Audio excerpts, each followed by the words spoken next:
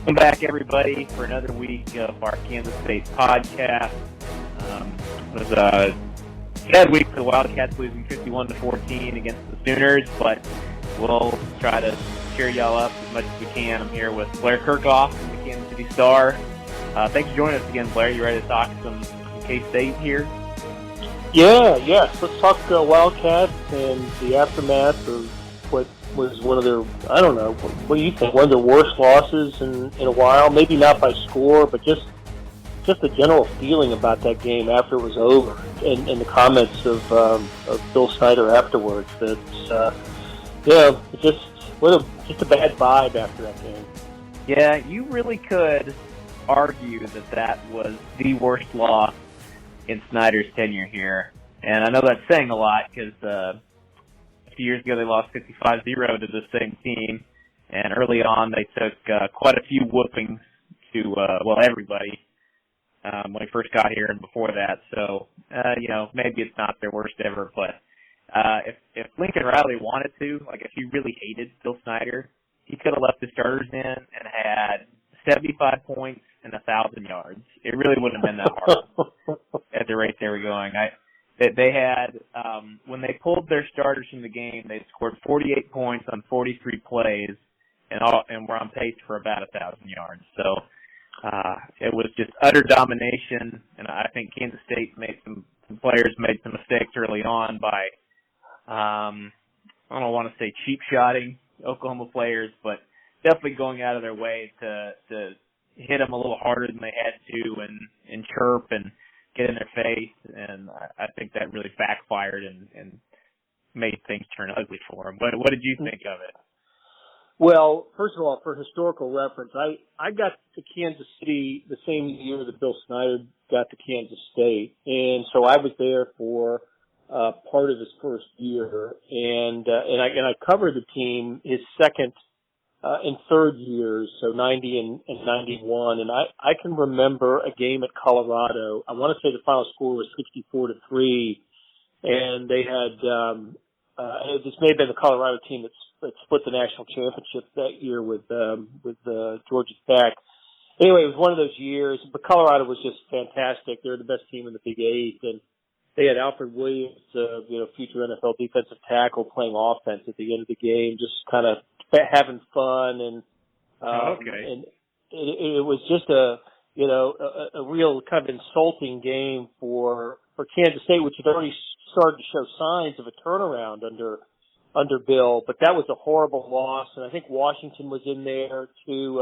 A big loss at Seattle, maybe the year that Washington split the national championship. So there were some pretty gruesome L's in those first couple of years as the Wildcats were making progress. But I think in the second tenure of Bill Snyder, I don't remember one. You mentioned the game last year. That was pretty bad. That one in Manhattan.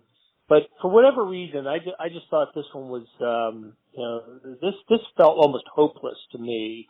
Right. Now, having said that, the other thing is, let's not keep Oklahoma out of this as maybe it was the best game that Lincoln Riley's team has played all year. Maybe they were going to beat Alabama that night or that day, and it was just an incredible game for the Sooners. It wouldn't have mattered who they played. Sometimes that happens too. We've seen it in football, but I know you certainly do, and we tend to look at it from the side of the team that we know better. And in this case, it was just an almost inexplicable type of loss for the Wildcats.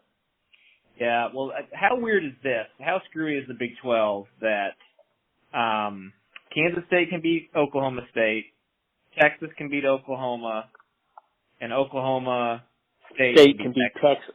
Yeah, it's weird. It's totally bizarre. Of course, the most bizarre thing may have been Kansas winning a game last week, a Big 12 game, a game in which they were outgained.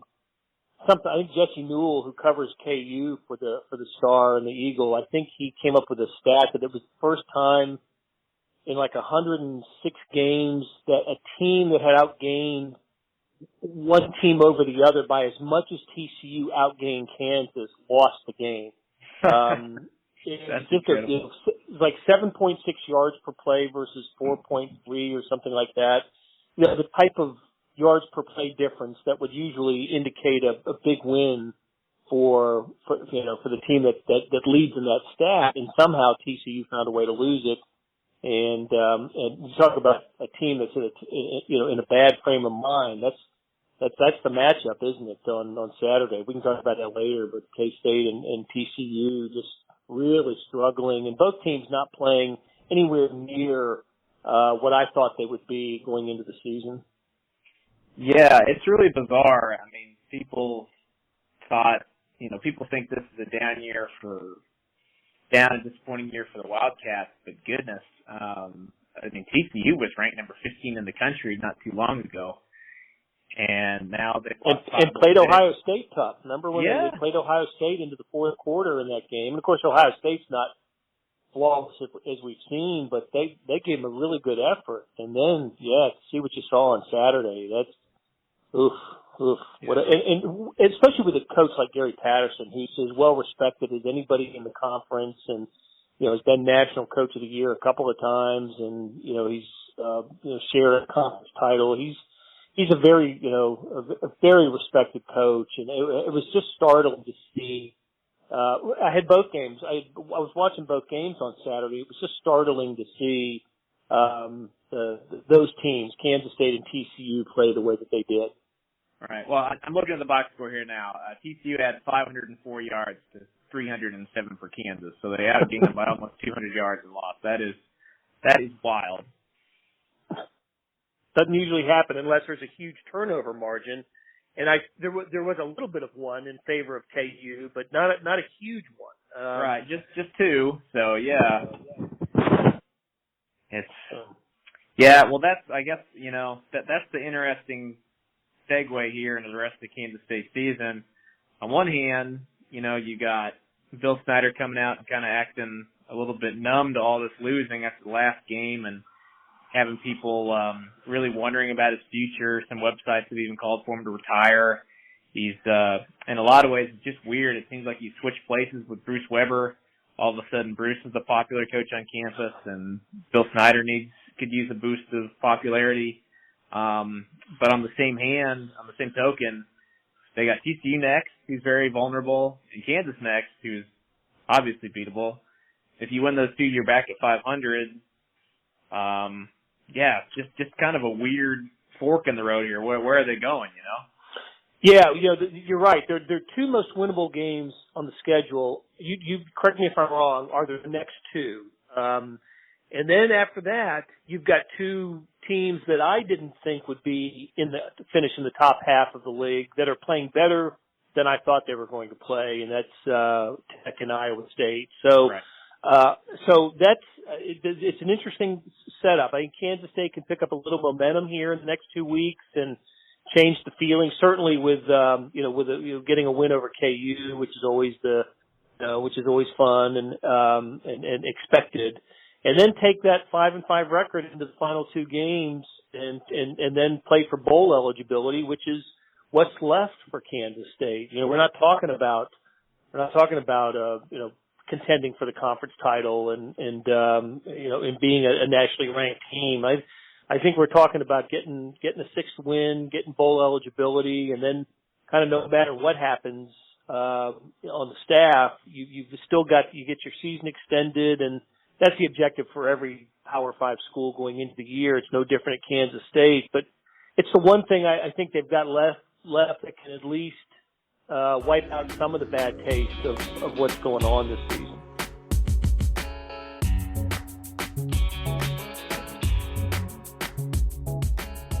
Hey, it's Blair Kerhoff, and if you're listening to this, you love Kansas City sports, whether it's the Chiefs, Royals, Sporting, Mizzou, KU, or K-State.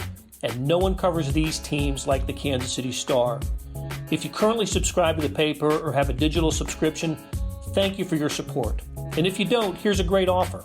It's called Sports Pass, unlimited digital access to every sports story and video on kansascity.com. And it's just $30 for the first year. It's the best sports value in town, just 8 cents a day or $2.50 a month. You can't beat that. Subscribe now at kansascity.com/sportspass.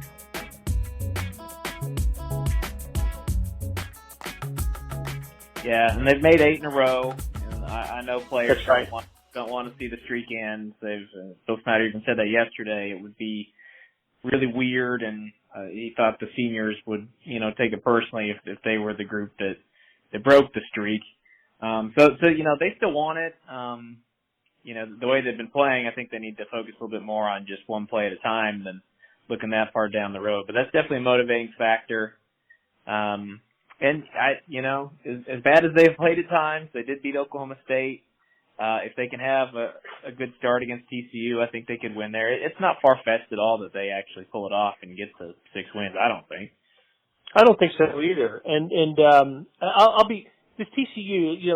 Here's what we've got to me in TCU and K-State, two proud programs, and they're wounded. Proud programs that are wounded right now, and usually when that happens, teams that don't have a recent history of success, I think, tend to stay down. But teams that do have that, which both Kansas State and TCU do, they find a way to kind of gather themselves and play, for each other. And I think you don't see them stay down week after week. Unless something bizarre, you lose your quarterback or just something totally bizarre happens. So to identify which team bounces back in a better way, I don't know if I could do that right at this point, but I do think that, they both have some decent football left in them because of, who their coaches are and what their programs have been about. I still believe in that stuff, that, you can, your reputation that you've built, you have a reputation for a reason, and that reason is you don't let these things linger. You don't let, I just don't see a K-State team finishing the season with 4-8 or TCU doing the same thing. And, so in that regard, to me, it's almost a fascinating game this weekend between those two teams and which one can bounce back better than the other one. Yeah. Who has the pride to pick themselves off the mat and finish strong? That's a good point. All right, well, let me ask you the million-dollar question that everybody else is asking. Does this feel like this could be Bill Snyder's swan song, that even though he signed the 5-year contract at the beginning of the season, this could be his last season? I think that it's becoming more part of a conversation, general conversation about Kansas State is what does Bill Snyder do? Maybe not after this year, but what is his future? Because a decision might be made by him before the end of the season. And there's nothing like the type of loss that Kansas State had on Saturday to kickstart conversations like this. So it's out there. It's been written about now and certainly discussed. And it's not a new topic. People have been talking. Kansas State fans have been talking about it for a couple of years now. That it's time for a change. And I to be honest with you, Kellis, I don't know. I don't have a sense one way or the other what might happen. I certainly hear more talk and more chatter about it. People have even been suggesting what weeks it might, Bill might step down. I've heard one rumor is, Bill will step down before the end of the season, maybe the week of the K-State or the KU game. That way Sean can take over as the interim, and then Gene Taylor after the season can have a better evaluation of Sean as a head coach, and while the search begins for the permanent guy. And you've heard that Bill would step away after the season. I've also heard people close to Kansas, former Kansas Staters, say they think Bill's not going to go anywhere after the season. He'll be back next year. As you said, he signed a contract extension, and what is he going to do if he doesn't coach? And so there's all sorts of kind of ideas out there floating around, and I can't pick. To be honest with you, I don't have a feel for which one would be my leader in the clubhouse. I just don't have that sense. What should happen? I don't know. If someone wants to sell me on the notion that it's time for change at Kansas State, I'd listen to that and begin with some fresh ideas. And what I would I guess what I would like to see happen is when Bill Snyder decides to retire, that that he does it in a way that satisfies him, and satisfies the university. That he goes out with the full appreciation that he deserves, and Kansas State gets to go about the business of finding a new coach, and I know his contract is such that he gets some input on his successor, but really I think the school has an obligation to its alumni, to its fans, to its employers to have a football or any kind of coaching search be uninfluenced by former coaches or former athletic people. I think it's you've got to if the time comes in sooner than later that Gene Taylor's looking for a new football coach, it's on him and General Myers. It's on them to do what's best for Kansas State. And so I know this is kind of a rambling way of saying I don't know what's going to happen, but I don't know what's going to happen. That was a real Bill Snyder-esque monologue there. Did I go full Bill Snyder? Yeah, maybe you're gunning for the new job here if he steps away. Yeah, no, that was great. I would just say, it's uncharted territory. I've been getting the question for years. When's he going to step down? When might he retire? Who could replace him? I've never before thought that he was actually going to do it. I've been of the belief that he hated retirement so much, and that he just liked coaching and wanted to keep doing it, and that as long as the results were acceptable, that he'd just do it as long as he physically could. This is the first year where I've started to flip the other way. If you ask me now, do you think he'll be back or not next year, and I had to bet money on it, I'd say no. And that's just, but that's right now coming off what I just said was arguably the worst loss in his tenure. So, if they beat TCU in Kansas, all of a sudden maybe he gets to feel a little bit better. People don't think so negatively about some stuff, and maybe all of a sudden he is, maybe I changed the answer back. I guess the curious thing about all this is that really, regardless of what record they finish with this year, it's pretty clear they've got a rebuild ahead of them. They haven't paid as much attention to the recruiting aspect of things as a lot of other schools. They're falling behind there, and the best talent they have on their team is seniors right now. And then when they leave, they're not going to have equal players to replace them. So whether it's Bill or somebody else coaching next year, whoever's in that seat, I think needs to come in with a revamped approach to recruiting to help get some numbers up and boost talent a little bit. Yeah, well, the recruiting thing is a real thing, right? I mean, that's always kind of a telltale sign of the fortunes of a program is what's going on in recruiting. And so, we always talk about Kansas State differently in recruiting than other programs that are so reliant on the star ranking, and that just never seems to apply for Kansas State. And to a large extent, it still doesn't apply. They get guys they think are fit the program, and they coach them up, and then they go out and go to bowl games every year. With the 74th ranked recruiting class among Power 5 schools or whatever. But it just seems to me the trend over the last couple of years anyway, is they haven't gotten what they've wanted out of recruiting, and it's shown up now. The talent level is showing up. That it's an issue that they are. They weren't ready for the defensive makeover this year. There's some issues there, and so that's one area. If you don't think it's getting done on the recruiting trail, which there are signs to indicate that's the case, then maybe that'll persuade the fence sitters like myself that maybe change is imminent.